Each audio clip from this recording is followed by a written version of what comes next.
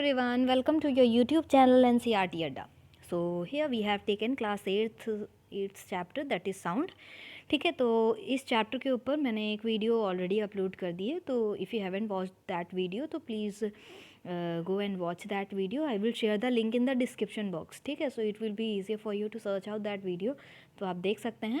And इस video में हम लोग बात करेंगे कैरेक्टरिस्टिक्स ऑफ वाइब्रेशन या कुछ बेसिक टर्मिनोलॉजी जो यहाँ पर यूज़ की गई है, जो ये आपको इस चैप्टर में देखने को बार बार मिलेगी, उसके बारे में हम लोग, क्योंकि ये टर्म्स जो है ना आपको बार बार देखने को मिलेंगे इस तरीके के, तो वो चीज़ें आपको पता होनी चाहिए. ठीक है, तो before starting of this I would like to add one more thing कि इसमें हम लोगों ने पिछली वाली वीडियो में हम लोगों ने एक चीज़ बात की थी कि types what is wave.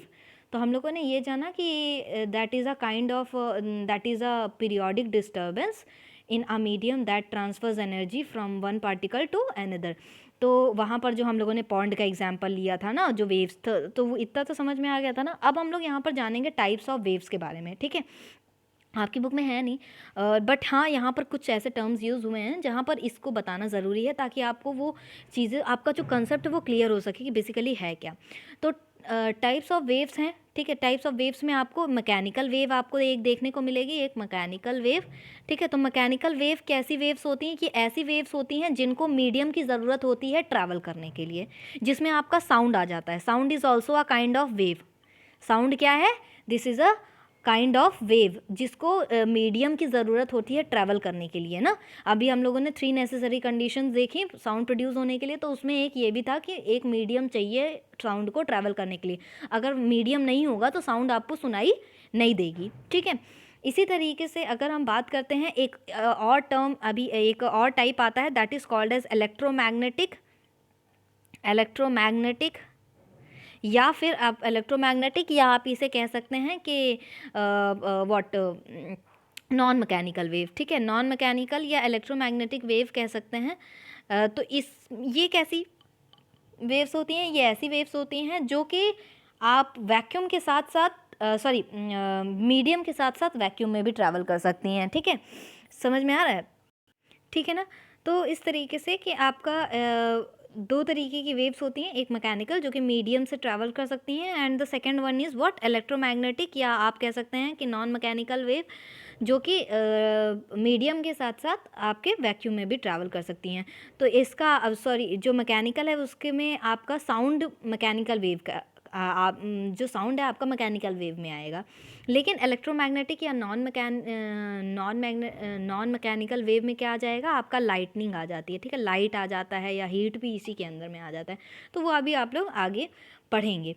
But एक और चीज़ जो आपको यूज़ यहाँ पर होनी है कि जो टाइप्स ऑफ वेव्स होती हैं पार्टिकल्स मूवमेंट के ऊपर. देखिए, ये एक तो टाइप्स ऑफ वेव्स आपको समझ में आ गया, लेकिन और भी होती हैं टाइप्स ऑफ वेव्स जो कि हम लोग को किसके बेसिस पे डिफरेंशिएट उनको करना है? उनके मूवमेंट के ऊपर, कि वो कैसे मूव कर रही हैं, ऊपर या नीचे मूव कर रही हैं, कि आगे या पीछे मूव कर रही हैं, इसके बेसिस पे.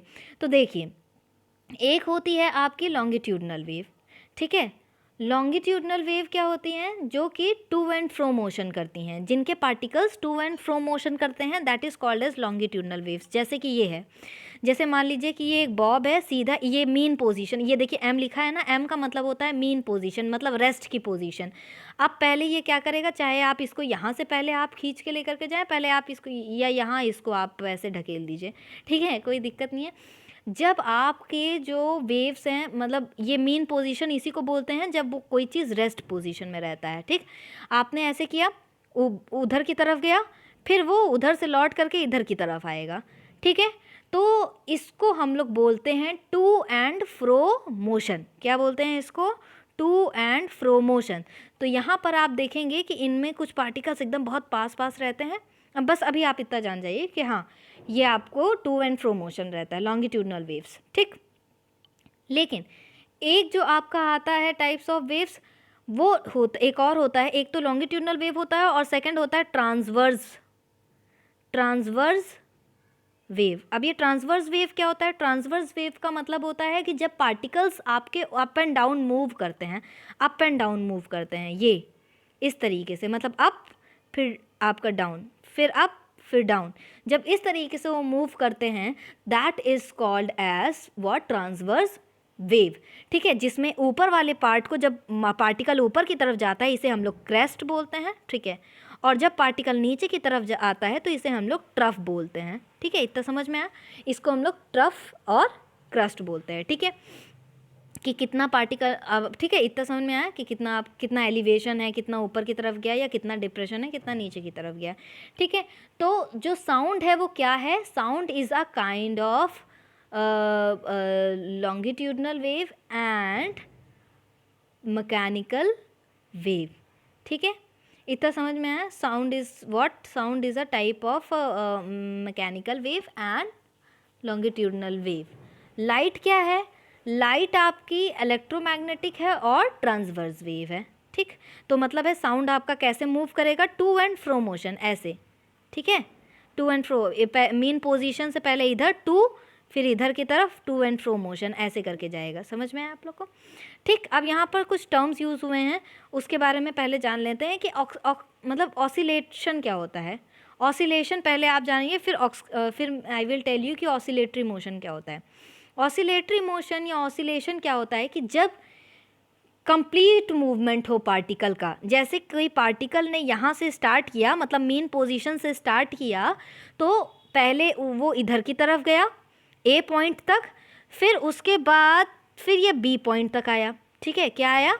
बी पॉइंट तक आया। तो जब ये पूरा एक आप इसको बॉब के थ्रू भी ले सकते हैं। मान लीजिए आपने एक थ्रेड लिया और एक बॉब से उसको लटका दिया और आपने इधर की तरफ उसको खींच करके किया। ठीक है, मेन पोजीशन से इधर, तो आप देखेंगे कि जितना आपने इधर की तरफ इसको स्ट्रेच किया था, फिर वो इधर की तरफ जाएगा, फिर इधर की तरफ आएगा, फिर इस तरफ की तरफ जाएगा। तो ये है एक कंप्लीट मूवमेंट ऑफ पार्टिकल्स। ठीक है, अबाउट इट्स मेन पोजीशन। जब भी क्या होगा कि ऑसिलेशन होगा तो वेव बनेगी। ठीक है, कंप्लीट ऑसिलेशन होगा तो वेव ज़रूर बनेगी। ठीक है, तो ये वेव बन रही है। ठीक है, ये टू एंड फ्रो मोशन बन रहा है, तो इसको हम लोग कहते हैं वन वाइब्रेशन, और इस मोशन को हम लोग बोलते हैं ऑसिलेशन। ठीक है, क्योंकि यहाँ पर ये कंप्लीट मोशन हो रहा है ना, ये मेन पोजीशन से यहाँ गया, फिर ये इतना ही पीछे की तरफ आया, फिर ये इधर जा रहा है, फिर ये इधर की तरफ आ रहा है। That is called as one complete oscillation. ठीक है, इसको हम लोग ऑसिलेशन बोलते हैं।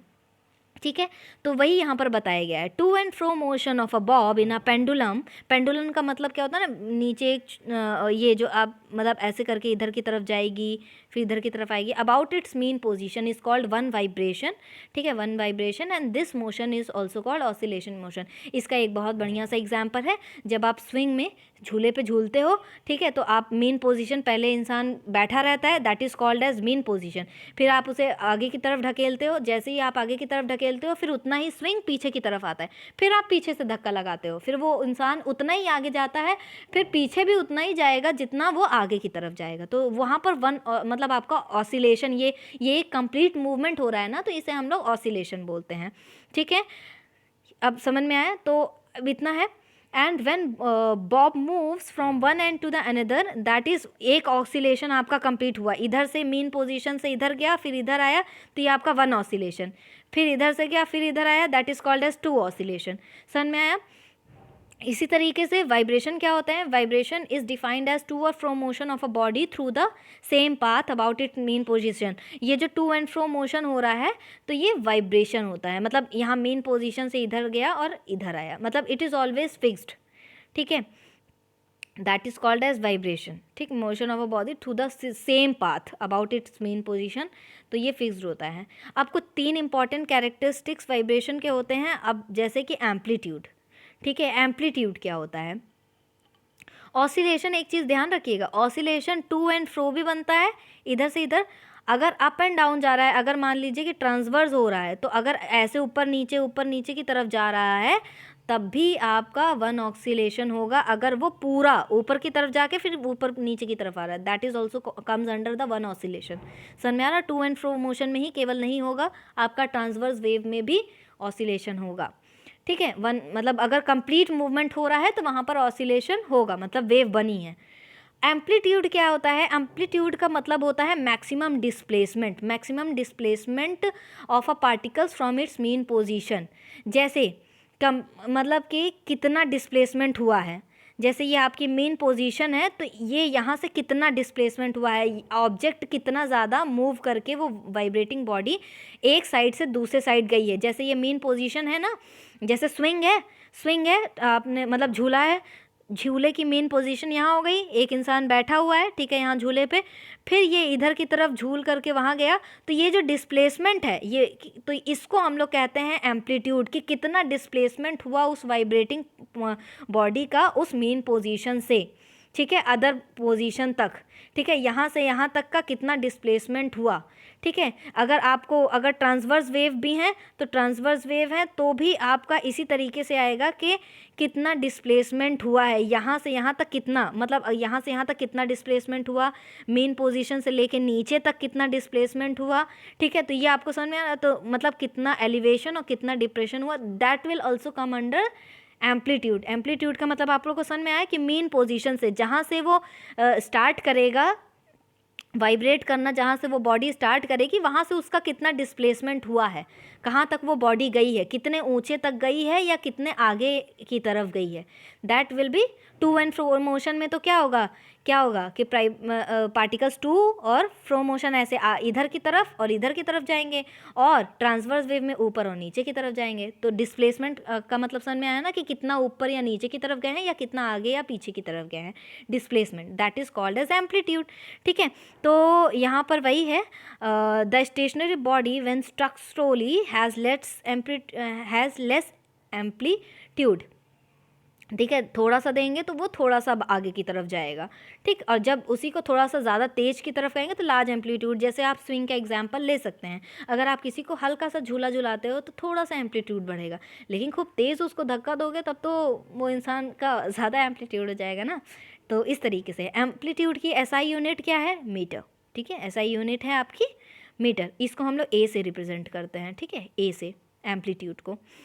फिर बात आती है कि फ्रीक्वेंसी क्या होती है। फ्रीक्वेंसी आपको देखने को मिलेगी, फ्रीक्वेंसी क्या है कि frequency is a number of vibrations made by the vibrating body in 1 second. 1 second में कितना वाइब्रेशन हो गया, मतलब साउंड वेव्स कितनी प्रोड्यूस हुई। जैसे I will take one example, जैसे मान लीजिए यहाँ से वेव स्टार्ट हुई बनना, ये अभी मैं इसका ट्रांसवर्स वेव का एग्जांपल ले रही हूँ, आप टू एंड फ्रो का भी एग्जांपल ले सकते हो। जैसे यहाँ से स्टार्ट हुआ तो मतलब एक यहाँ से यहाँ तक गया, फिर यहाँ से यहाँ, ये आपका ये एक आपका एक वेव बन गया, मतलब कि एक वेव बना, ठीक है, एक वेव बना आपका। अब फिर उसके बाद यहाँ से लेकर के यहाँ तक गया, फिर उसके बाद आपका ये यहाँ तक, ये आपकी एक सेकंड वेव हो गई। क्या हो गई, आपकी सेकंड वेव हो गई। तो यहाँ पर क्या है कि कितनी देर में, फ्रीक्वेंसी का मतलब है कि 1 सेकंड में कितने ज़्यादा ये वेव्स बन रहे हैं, कितने ज़्यादा ये वेव्स साउंड वेव्स प्रोड्यूस हो रहे हैं, तो that is called as frequency, ठीक है। आप टू एंड फ्रो में भी ले सकते हो, टू एंड फ्रो में भी, कि कितने ज़्यादा एक सेकंड में वाइब्रेशन बन रहा है, मतलब यहाँ से लेके बॉब यहाँ तक आया, 1 सेकंड में कितनी बार बॉब यहाँ से लेकर के फिर यहाँ तक आया है, ठीक है। तो इसको हम लोग बोलते हैं फ्रीक्वेंसी। फ्रीक्वेंसी का मतलब कि number of sound waves produced पर सेकेंड, ठीक है, is the number of vibration made by the vibrating body in 1 second. इसको हम लोग डिनोट कैसे करते हैं, इस तरीके से आप डिनोट करते हैं, ठीक है, इस तरीके से आप इसको डिनोट करते हैं। और हाँ, इसकी जो एसआई यूनिट है वो क्या है, हर्ट्ज़, क्या है, हर्ट्ज़, ठीक है। 1 फ्रीक्वेंसी, अगर आप, मैंने बोला कि 2 हर्ट्ज़ है तो इसका मतलब है कि एक सेकेंड में 2 साउंड वेव्स हुए हैं, तो इसका मतलब है उसकी फ्रीक्वेंसी क्या होगी, हर्ट्ज़ होगी। तो अ vibrating body when makes 1 vibration in 1 second, एक सेकेंड में, मतलब जब वाइब्रेटिंग बॉडी होती है, जब वो एक वाइब्रेशन करती है 1 सेकेंड में, that its frequency is set to be 1 hertz. अगर एक वाइब्रेशन होता है तो 1 हर्ट्ज़, 2 वाइब्रेशन होता है तो 2 हर्ट्ज़, ठीक है।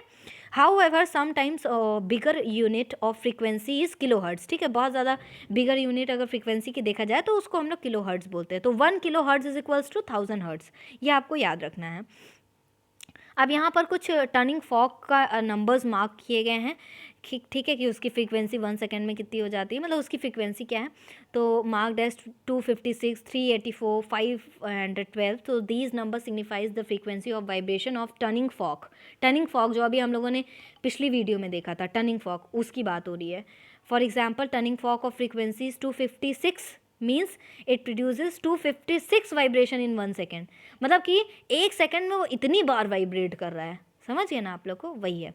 अब नेक्स्ट थिंग आती है कि टाइम पीरियड क्या होता है। टाइम पीरियड की वन ऑसिलेशन ये आप लोगों ने समझना, ऑसिलेशन क्या होता है कि पूरा कंप्लीट मूवमेंट, तो इसमें कितना टाइम लगा, मतलब कि वन ऑसिलेशन होने में कितना टाइम लगा, तो that is called as what, time period. ठीक है, the time taken by vibrating body to complete one vibration या वन ऑसिलेशन, तो that is time period. Time period को आप कैसे एक्सप्रेस करते हो, सेकेंड्स में एक्सप्रेस करोगे। फ्रीक्वेंसी, इसका फॉर्मूला है frequency is equals to 1 upon time period, आप ऐसे रिप्रेजेंट कर सकते हो। इसके अलावा आपको कुछ और टर्म्स भी देखने को मिलेंगे, जैसे वेवलेंथ। वेवलेंथ क्या होता है कि जो डिस्टेंस होता है, जैसे चलिए अभी वेवलेंथ है नहीं तो इसके बारे में हम लोग बाद में बात करेंगे, ठीक है।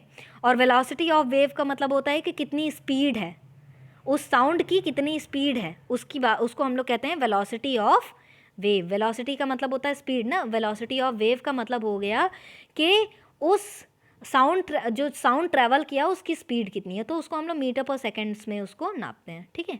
ये हो गया। अब आर नेक्स्ट टॉपिक है इसके ऑडिबल या इनऑडिबल साउंड। ऑडिबल या इनऑडिबल साउंड क्या होते हैं कि ऑडिबल मतलब जो हम सुन सकते हैं, ठीक है। ऑडिबल का मतलब जो हम सुन सकते हैं, that will come under the Audible. Inaudible जो हम नहीं सुन सकते हैं, ठीक है, जो हम नहीं सुन सकते हैं उनको हम लोग बोलते हैं इनऑडिबल, ठीक है। sounds that can be heard by human beings, that is called as audible, that cannot be heard by us, तो मतलब कि जो हमें से नहीं सुनाई देगा तो that is called as inaudible, ठीक है। Human ears is not sensitive to vibrate, और मतलब हर फ्रीक्वेंसी को ह्यूमन बींग्स नहीं सुन सकते। हमारी जो रेंज है सुनने की, हमारी जो ऑडिबल रेंज है सुनने की, वो क्या है, 20 हर्ट्ज से ले करके, ये देखिए 20 हर्ट्ज से ले करके 20,000 हर्ट्ज तक, ये हमारी रेंज है, ह्यूमन बींग्स की रेंज है जहाँ तक हम ये सुन सकते हैं। तो this type of vibration is called sonic vibration. इनको हम लोग क्या बोलते हैं, सोनिक वाइब्रेशन, जो कि हमें ऑडिबल है, जो कि ह्यूमन बींग्स को ऑडिबल है। बट एनिमल्स, बर्ड्स और कुछ इंसेक्ट्स ऐसे हैं उनकी जो रेंज है वो हमसे डिफरेंट रहेगी, ठीक है, वो हमसे डिफरेंट रहेगी। ये हमारी रेंज है, हम इतनी साउंड ही सुन सकते हैं, इतने रेंज तक की जो अगर साउंड प्रोड्यूस हो रही होगी हम वही सुन सकते हैं, ठीक है। अगर हाँ ठीक है, तो the frequency of vibration less than 20 hertz, but अगर हमारी तो रेंज हमें पता लग गई 20 हर्ट्स से 20,000 हर्ट्स के बीच में हम सुन सकते हैं, लेकिन 20 हर्ट्स से अगर नीचे रहेगी तो हम उसे नहीं सुन सकते हैं, तो वो हमारे लिए तो इनऑडिबल हुई। बट उसको हम लोग कहते क्या हैं, उनको हम लोग इंफ्रासोनिक वाइब्रेशन बोलते हैं। क्या बोलते हैं, इंफ्रासोनिक वाइब्रेशन। इसी तरीके से जो वाइब्रेशन 20 हर्ट्स के ऊपर जाते हैं, मतलब 20,000 हर्ट्स से ज़्यादा, उनको भी हम नहीं सुन सकते हैं, तो उन्हें हम लोग अल्ट्रासोनिक वाइब्रेशन या अल्ट्रासोनिक साउंड्स कहते हैं, ठीक है। तो ये दोनों ही हम नहीं सुन सकते हैं, ठीक है। तो इसमें वही चीज़ बताया गया है कि जो चिल्ड्रन होते हैं, children under the age of the 5 years, जो 5 साल से कम के बच्चे होते हैं ना, वो अल्ट्रासोनिक साउंड सुन सकते हैं, ठीक है। They can hear ultrasonic sound, मतलब 20,000 हर्ट्ज से ज़्यादा फ्रीक्वेंसी तक वो सुन सकते हैं, ठीक है, मतलब वो 25,000 हर्ट्ज तक वो अप टू सुन सकते हैं, ठीक। एक और चीज़ है कि अर्थक्वेक प्रोड्यूसेस लो फ्रीक्वेंसी, थोड़ा सा कम फ्रीक्वेंसी बनाता है, मतलब इंफ्रासोनिक साउंड्स आएगा before the main show waves. जो हमें जब अर्थक्वेक आता है ना, तो जो वेव्स होती हैं ना, तो वो बहुत इंफ्रासोनिक साउंड्स होता है, तो वो हम नहीं सुन सकते, तो कुछ एनिमल्स ही होते हैं जो उसे सुन सकते हैं। और देखिए अर्थक्वेक या कुछ ऐसे कुछ भी ऐसे डिज़ास्टर आने वाला होता है, तो एनिमल्स या बर्ड्स होते हैं वो वहाँ से माइग्रेट कर जाते हैं ना, तो क्योंकि वो फ्रीक्वेंसी वो सुन सकते हैं। तो यहाँ पर वही बताया गया है कि infrasonic sounds are very low frequency sounds, ठीक है, and these are produced by those object which vibrate very slowly. For example vibrating of simple pendulum, simple pendulum का एग्जाम्पल राइनासोर्स जो होते हैं, they can communicate with one another using infrasonic sounds. तो आपसे ये पूछा जा सकता है कि कौन कौन से ऐसे एनिमल्स हैं जो कि इंफ्रासोनिक वाइब्रेशंस को सुन सकते हैं। तो राइनासोर्स आपके हो गया, ठीक है, उनकी रेंज क्या होती है 5 हर्ट्ज, सोच लीजिए कितना कम।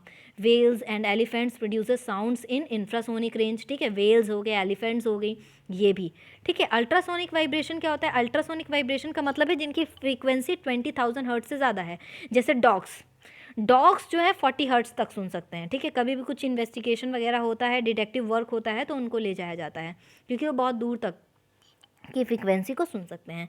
इसी तरीके से मंकी, डियर, कैट्स, पॉपॉइजेस, ठीक है, leopards are also hear ultrasonic sounds. तो इसमें भी पूछा जा सकता है name some animals which can hear ultrasonic sounds. तो इनकी फ्रीक्वेंसी क्या होती है 50,000 हर्ट्ज तक होती है, ठीक है।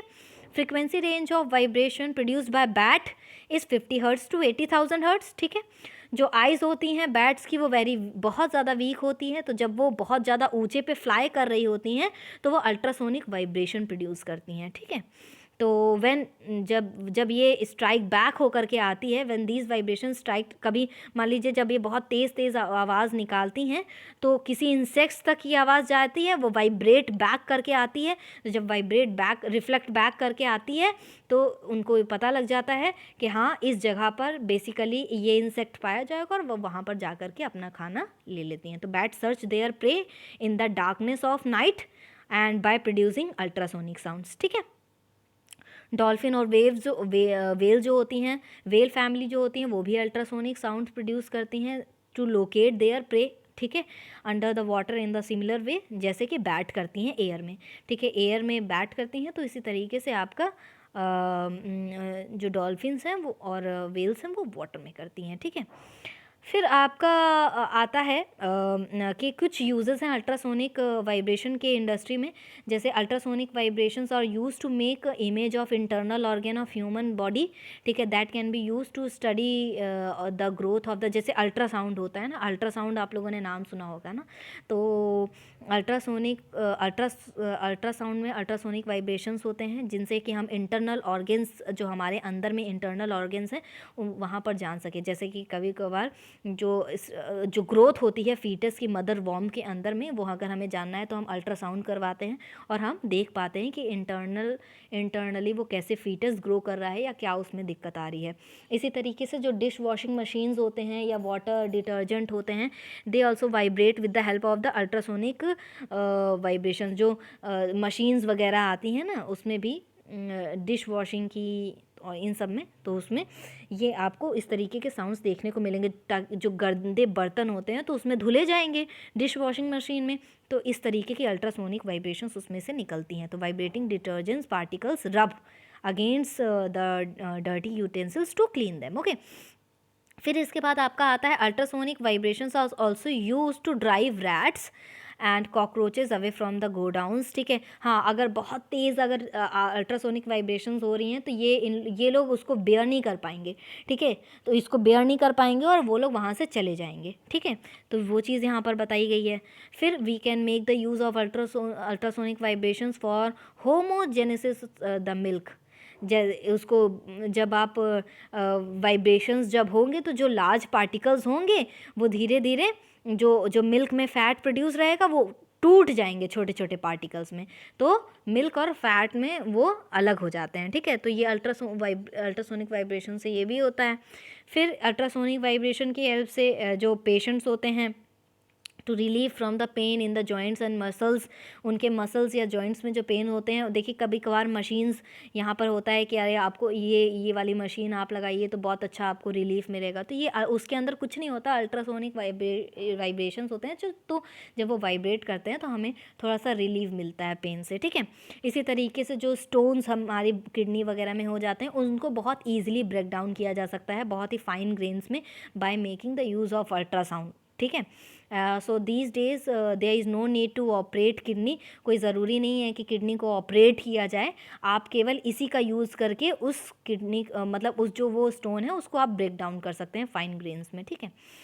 अब यहाँ पर एक और बात है गेल्टन विसल की। अब ये गेल्टन विसल क्या होता है? गैल्टन विसल एक स्पेशल टाइप की विसल होती है जो कि इन्वेस्टिगेशन पर्पस के लिए यूज़ की जाती है। किसके लिए? इन्वेस्टिगेशन पर्पस के लिए यूज़ की जाती है।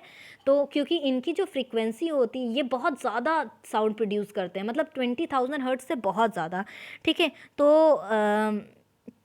तो ये यूज़ की जाती है डॉग्स के थ्रू, ठीक है, जिसे हम लोग गैल्टन विसल बोलते हैं। एक तरीके का स्पेशल इंस्ट्रूमेंट है which produces a sound of about 25,000 hertz, is use to call dogs को बुलाने के लिए इसको यूज़ करते हैं, and it can not be heard by human beings, ठीक। ओके, क्यों? क्योंकि इनकी जो साउंड होती हैं बहुत ज़्यादा होती हैं, ठीक है। I hope you all have understood this. So here we have finished our this topic. Now in our next topic we are going to talk about characteristics of sound. ठीक है? So stay tuned with us. If you like my video, please like, share and subscribe my channel. And see you in the next video. Thank you.